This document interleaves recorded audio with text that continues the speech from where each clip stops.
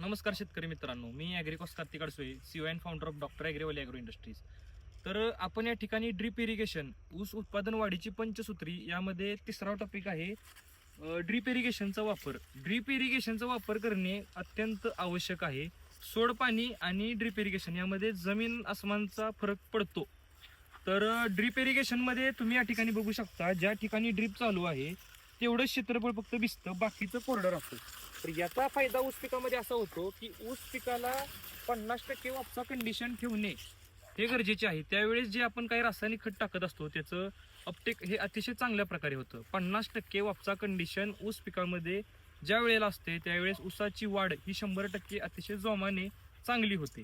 सोड पाण्याने आपण रासायनिक खते आपण अशी भरलेली असतात, आपण सोड पाणी देतो, पाणी एका ठिकाणी जाऊन थांबतं, जिथं साठतं आपल्या जिथं बांधावरती, तर त्या ठिकाणचा ऊस चांगला येतो.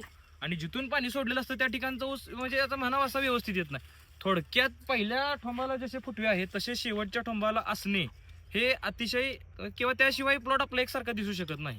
त्यामुळे ड्रीप इरिगेशनचा वापर ऊस शेतीमध्ये करणे ही काळाची गरज आहे. पाण्याची बचत होते. वेळेनुसार पिकाच्या अवस्थेनुसार आपण खताचं पाण्याचं नियोजन आपण त्याच्या अवस्थेनुसार बदलू शकतो.